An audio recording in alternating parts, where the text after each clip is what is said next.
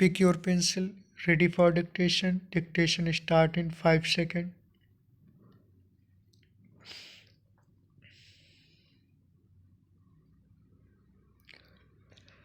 हाल में प्रधानमंत्री नरेंद्र मोदी ने स्वामित्व योजना के तहत संपत्ति कार्ड बांटते हुए कहा कि इससे आर्थिक विकास होगा और गरीबी उन्मूलन में मदद मिलेगी। उनकी ओर से वीडियो कॉन्फ्रेंसिंग के माध्यम से 10 राज्यों और 2 केंद्र शासित प्रदेशों के 230 से अधिक जिलों के 50,000 से अधिक गांवों में स्वामित्व योजना के तहत 65 लाख से अधिक संपत्ति कार्ड वितरित किए गए। इस योजना का उद्देश्य ग्राम स्वराज को जमीनी स्तर पर उतारना है। संपत्ति कार्ड के चलते विकास संबंधी योजनाएं सटीक होंगी, जिससे खराब नियोजन के कारण होने वाली बर्बादी और बाधाएं दूर होंगी। इसी तरह पंचायत भूमि और चारागाह क्षेत्रों की पहचान सहित संपत्ति के अधिकार भूमि स्वामित्व पर विवादों को हल करेंगे, जिससे ग्राम पंचायतें आर्थिक रूप से सशक्त होंगी।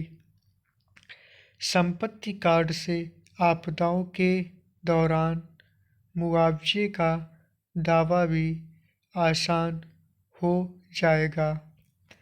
अप्रैल 2020 में प्रारंभ स्वामित्व योजना का उद्देश्य गांव में प्रत्येक संपत्ति मालिक को अधिकार अभिलेख प्रदान करके ग्रामीण भारत की आर्थिक प्रगति को सक्षम बनाना है। यह योजना नवीनतम ड्रोन सर्वेक्षण और जीआईएस तकनीकी के माध्यम से ग्रामीण क्षेत्रों में आबादी वाली भूमिका का सीमांकन करती है। भारत में ग्रामीण भूमि के बंदोबस्त के लिए अंतिम सर्वेक्षण कई दशक पहले पूरा हुआ था। इसके अलावा कई राज्यों में गांव के आबादी क्षेत्र का सर्वेक्षण या मानचित्रण नहीं किया गया था, इसलिए ग्राम आबादी क्षेत्र के लिए अधिकार अभिलेख नहीं बनाया जा सका। स्वामित्व रूप से कानूनी दस्तावेज या स्वामित्व के प्रमाण के अभाव में आबादी क्षेत्र में संपत्ति मालिक अपने घर के उन्नयन या अपनी संपत्ति को बैंकों द्वारा ऋण और अन्य वित्तीय सहायता प्रदान करने के उद्देश्य से स्वीकृत वित्तीय संपत्ति के रूप में संस्थागत ऋण प्राप्त नहीं कर पाए। यह स्थिति पिछले 7 दशकों से अधिक समय से चली आ रही थी, जो देश के तीव्र आर्थिक विकास के रूप में बाधक बनी हुई थी। संपत्ति एक ऐसा सामाजिक संबंध है जो किसी व्यक्ति को संपत्ति स्वामी के रूप में मान्यता देता है। यह उसके आत्मसम्मान, आत्मविश्वास के साथ साथ सुरक्षा के भाव से प्रत्यक्ष रूप से जुड़ा हुआ है। इंस्टीट्यूट ऑफ रेस रिलेशन के 2021 के एक अध्ययन के अनुसार संपत्ति का अधिकार मानव अधिकार है। यह लोगों को उनकी संपत्ति को कानूनी और सामाजिक मान्यता देता है। यह अधिकार स्वतंत्र समाज का अस्तित्व बनाए रखने का एक अभिन्न अंग है।